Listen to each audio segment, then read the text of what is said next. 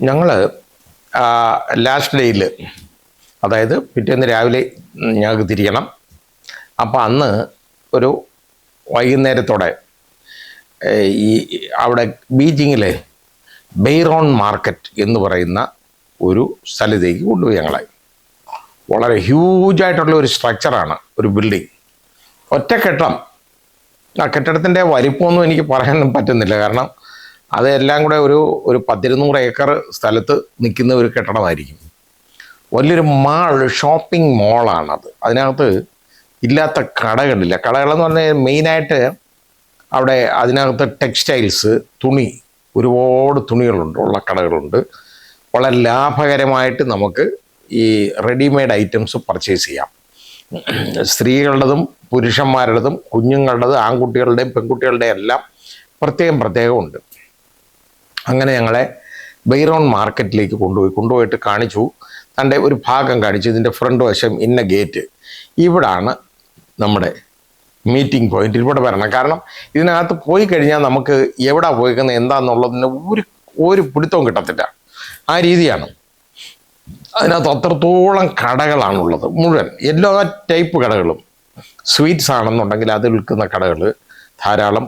ഓരോ ഏരിയ അടിസ്ഥാനപ്പെടുത്തിയാണ് ഈ സാധനങ്ങൾ, ഇങ്ങനെയുള്ള കടകളെല്ലാം സ്ഥിതി ചെയ്യുന്നത്. അങ്ങനെ ഞങ്ങൾക്ക് വേണ്ടിയിരുന്നത് ടീഷർട്ട് എൻ്റെ കൊച്ചുമക്കൾക്കൊക്കെ എടുക്കണം. വേറെ ഒന്നും ഞങ്ങളൊന്നും വാങ്ങിക്കാനൊന്നുമില്ല. അത് പോയി നോക്കാനായിട്ട് ഓരോ കടകളിൽ ചെന്നു. അപ്പോൾ ഇതിൻ്റെ ഓരോ ഭാഗങ്ങളുണ്ട്, അത് കണ്ടുപിടിച്ചിട്ട് ഞങ്ങൾ നടക്കുമ്പോൾ എന്താണെന്നറിയോ, കടകൾക്ക് ഒരു പഞ്ഞുമില്ല. ആ രീതിയിലാണ്. ഒരു കട അല്ലെങ്കിൽ അടുത്ത കട. അവർ നമ്മളെ ഒന്നും പറയത്തില്ല കേട്ടോ. കാരണം ഇന്നതുപോലെ ഇവിടെ ഒന്ന് വാങ്ങിക്കുക, അവിടെ വന്ന് വാങ്ങിക്കുമെന്ന് പറഞ്ഞ് ക്യാൻവാസിങ്, ആ ഇടപാടൊന്നും അവിടെ ഇല്ല. അവരനങ്ങത്തില്ല. അങ്ങനെ ഞങ്ങൾ നോക്കി. നല്ല ക്വാളിറ്റി, ഹൈ ക്വാളിറ്റി ഉള്ള ടീഷർട്ടുകൾ വളരെ വില കുറച്ച് ഞങ്ങൾക്ക് കിട്ടി. കാരണം അവർ വലിയ വില ചോദിക്കും. അവസാനം അവർ 350 യുവാൻ ചോദിച്ച ഈ ടീഷർട്ട് ഞങ്ങൾ വെറും 50 യുവാന് വാങ്ങിച്ചു എന്നുള്ളതാണ്. അത് 50 യുവാൻ എന്ന് പറയുമ്പോൾ ഒരു 750 രൂപ വരും. പക്ഷേ അത് അത്രയും നല്ല, അത്ര ക്വാളിറ്റി. 750-800 രൂപ വരും. പക്ഷെ അത് നമുക്ക് ഇവിടെ അത്രയും നല്ല ക്വാളിറ്റിയുള്ള ഈ സാധനം നമുക്ക് വേണമെന്നുണ്ടെങ്കിൽ ഒരു 1000-2000 രൂപ നമുക്ക് കൊടുക്കേണ്ടതായിട്ട് വരും. അത്രത്തോളമുള്ള തുണികളാണ് കിട്ടിയത് മുഴുവൻ. അത് കറക്റ്റ് 4 പേർക്കും ഞങ്ങളത് വാങ്ങിയെടുത്തു. അതോടുകൂടി ഞങ്ങളുടെ ജോലി തീർന്നു. പിന്നെ അന്നേരം ഓർത്തത് ഇടയ്ക്ക്, കാരണം ഞാൻ നേരത്തെ AP മാർക്കറ്റിൽ പോയി നോക്കിയിട്ട് അവിടെ ഞങ്ങൾക്ക് ഇത് വാങ്ങിക്കാൻ പറ്റിയില്ല. എനിക്കൊരു ലെതർ ജാക്കറ്റ് വേണമായിരുന്നു, അത് വാങ്ങാൻ പറ്റിയില്ല. അപ്പോൾ അമേരിക്കയിൽ നിന്ന് ഞാൻ വാങ്ങിച്ചത് ചൈനയിലുണ്ടാക്കിയ ലെതർ ജാക്കറ്റാണ്, വളരെ ലാഭത്തിന് വാങ്ങിയത്. അപ്പോൾ അത് ഓർമ്മ മനസ്സിലിരുന്നുകൊണ്ടാണ് ഇതൊരെണ്ണം വാങ്ങിണ്ടായിട്ട് നോക്കി നടന്ന് അത് നോക്കിയപ്പോൾ അതിൻ്റെ ഭാഗം ചോദിച്ചപ്പോൾ കട മനസ്സിലായി, സ്ഥലം അവർ എന്നെ പറഞ്ഞു തരും. അങ്ങനെ പറഞ്ഞു തന്നു. ഞങ്ങൾ അവിടെ പോയി ഞങ്ങൾ നോക്കി. അത് നോക്കിയപ്പോൾ ഒരു കടയിൽ നോക്കിയപ്പം വളരെ നല്ല ഹൈ ക്വാളിറ്റി ഉള്ള ലെതർ അവിടെ ഉണ്ട്. നോക്കിയപ്പോൾ അത് വലിയ വിലയാണ് ചോദിക്കുന്നത് കേട്ടോ. അതിൻ്റെ വിലയൊക്കെ പറഞ്ഞു കഴിഞ്ഞപ്പോൾ അവർ തരികയില്ല, ആ വിലയ്ക്കൊന്നും തരത്തില്ല. 600 യുവാൻ വരെ പറഞ്ഞു, പക്ഷെ അത് തരികയില്ല. അവർ ഏതാണ്ട് 2500-3000 യുവാനൊക്കെയാണ് ചോദിച്ചത്. അത് ഞാനീ പറഞ്ഞ പോലെ ഇതിനകത്ത് അടിച്ച് കാണിച്ച് വിലയൊക്കെ പറഞ്ഞ് 600 വരെ ഞാൻ പറഞ്ഞിട്ട് തന്നില്ല. അവർ 700 ആണെങ്കിൽ തരാം എന്ന് പറഞ്ഞു. വേണ്ടെന്നും പറഞ്ഞ് ഞങ്ങളവിടെ നിന്ന് ഇറങ്ങി. അതിന് നേരെ എതിർവശത്ത് അതേപോലെ മറ്റൊരു സ്ത്രീ നടത്തുന്ന ഒരു കടയിലോട്ട് കയറി. അവിടെ കയറി കഴിഞ്ഞപ്പോൾ അവിടെ ഇതെല്ലാം ഉണ്ട് കേട്ടോ. അവിടെ ഇതേപോലെ നല്ല ഒറിജിനൽ ലെതറിൻ്റെ ജാക്കറ്റ് അത് നോക്കിയപ്പോൾ അത് നോക്കിയപ്പോൾ എനിക്ക് മനസ്സിലായി കുറച്ചുകൂടെ മയമുണ്ട്, മറ്റേതുപോലെ അല്ല. മറ്റേ ആ സ്ത്രീയെ കഴിഞ്ഞ് കുറച്ചുകൂടെ പ്രായമുള്ളതാണിത്. അതിൻ്റെ പ്രായത്തിനുണ്ടാകുന്ന ആ പ്രത്യേകതയാണ് അത് ഞാൻ മനസ്സിലാക്കിയത്. അപ്പോൾ അത് അവരെടുത്ത് ചോദിച്ചു കഴിഞ്ഞപ്പോൾ ഞാൻ ഇതുപോലെ വിലയൊക്കെ പറഞ്ഞ് നോക്കിക്കഴിഞ്ഞപ്പോൾ ഞാൻ പറഞ്ഞു ഇതുപോലെ അവസാനം 600 യുവാനിന് അവരത് തന്നു എന്നുള്ളതാണ്. ഒന്നാം തരം ലെതർ ജാക്കറ്റ് കിട്ടി.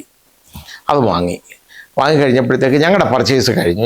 പിന്നെ നോക്കിയപ്പോൾ എൻ്റെ കസിൻ്റെ ബാഗ് വാങ്ങണം, ബാഗുകൾ, ഈ ഇത് സ്ത്രീകൾ ഉപയോഗിക്കുന്ന ബാഗ്. അത് ഒരു കടയിൽ കയറി ബാഗ് വാങ്ങിക്കാനാണെന്ന് പറഞ്ഞു പോയി. ഞങ്ങൾ അവിടെ മീറ്റ് ചെയ്തു. ഇന്ന ഫ്ലോറിലാണെന്ന് പറഞ്ഞു. ഞങ്ങളവിടെ പോയി അവരെ കണ്ടുപിടിച്ചു. അവിടെ ചെന്ന് കഴിഞ്ഞപ്പോൾ എന്താണെന്നറിയാം, എൻ്റെ പ്രത്യേകത, ആ കടയിൽ നോക്കിയപ്പോൾ ലെതറിൻ്റെ, അതായത് ലെതർ ഈ ബാഗുകൾ, ഒന്നാം തരം ബാഗുകൾ ഇഷ്ടമാതിരി ഇരിക്കുകയാണ്, പല വെറൈറ്റി. അതും വലിയ ഹൈ ക്വാളിറ്റി ഉള്ളത്. അത് ലൂയി വ്യൂട്ടൻ്റെയൊക്കെ ബാഗൊക്കെയാണ് അവിടെ ഉള്ളത് മുഴുവൻ. അതിനൊക്കെ എന്ന് പറഞ്ഞാൽ നമ്മൾ ഇവിടെയൊക്കെ എന്നൊക്കെ പറഞ്ഞു കഴിഞ്ഞാൽ ലക്ഷങ്ങളാണ്. അതിനൊക്കെ വളരെ വിലക്കുറവാണ്. അത് ഞങ്ങൾ ഇതേപോലെ വില പേശി ഏതായാലും നല്ല ഒന്നാം തരം ഒരു ബാഗ് വാങ്ങി ഞങ്ങൾ വാങ്ങി. അതുപോലെ തന്നെ എൻ്റെ കസിനും അതുപോലെ വാങ്ങി. അതുമൊക്കെ ഇഷ്ടംപോലെ ഞങ്ങളതെല്ലാം വാങ്ങി. വീണ്ടും അവിടെ നിന്ന് പർച്ചേസ് ചെയ്യാൻ തോന്നും. ഒരു പ്രായമുള്ളൊരു മനുഷ്യൻ, പക്ഷേ അയാൾ ഞങ്ങൾക്ക് വെള്ളമൊക്കെ കുടിക്കാൻ തന്നു. വളരെ സ്നേഹമാണ്, നല്ല രീതിയിലുള്ള പെരുമാറ്റം. അയാൾക്ക് ഈ വില പറഞ്ഞാൽ ചിരിക്കത്തേ ഉള്ളൂ. കാരണം നമുക്ക് അയാൾക്ക് തരാൻ പറ്റത്തില്ല. ചിരിച്ചിട്ട് അയാൾ ഒന്നും പറയത്തില്ല. അയാൾ എന്ന് വെച്ചാൽ തരികയില്ല, വേറെ ഒന്നുമില്ല. കാരണം നമ്മൾ സാധാരണ എല്ലാം വില പേശുന്ന പോലെ ആണല്ലോ അയാളുടെ വില പേശാൻ. അയാൾക്ക് മനസ്സിലായി നമുക്ക് ഈ വില പേശാൻ നന്നായിട്ട് അറിയാം എന്ന് അയാൾക്ക് മനസ്സിലായി. അവസാനം അയാൾ ഒരു മര്യാദ വിലയ്ക്ക് ഞങ്ങൾക്ക് ഇതെല്ലാം തന്നു. അതുമൊക്കെ വാങ്ങി ഞങ്ങൾ മെയിൻ ഗേറ്റിലേക്ക് എത്തി. മെയിൻ ഗേറ്റിലെത്തി കഴിഞ്ഞപ്പോൾ അവിടെ നോക്കിയപ്പോൾ എന്തെന്നറിയോ, ഈ കൂടെ വന്നേ ഒരു 2-3 പേരുണ്ട്. അവർ ഏതോ പർച്ചേസിന് പോയേക്ക്, അവരെ കാണാനില്ല. ഞങ്ങൾ ഏതാണ്ട് 1 മണിക്കൂറോളം ഞങ്ങളവിടെ കാത്തിരുന്നു എന്നുള്ളതാണ്. താഴെ കാത്തിരുന്ന് കഴിഞ്ഞപ്പോൾ അതായത് 24-ാം തീയതിയാണ്. 25-ാം തീയതി വെളുപ്പിനെ രാവിലെ ഞങ്ങൾക്ക് അവിടെ നിന്ന് തിരിക്കണം. രാവിലെ തിരിച്ചു കഴിഞ്ഞാൽ എയർപോർട്ടിൽ പോയിട്ട് ഞങ്ങൾക്ക് തിരിച്ച് വരേണ്ടതാണ്. അപ്പോൾ കോലാലംപൂരിലേക്കുള്ള ഫ്ലൈറ്റ് വരും. അത് കഴിഞ്ഞ് ഞങ്ങൾക്ക് അവിടുന്ന് ഇങ്ങോട്ടും തിരിച്ചു വരണം. അപ്പോൾ ഇത് ഞങ്ങൾ ഇവരെ നോക്കിയിരിക്കുക.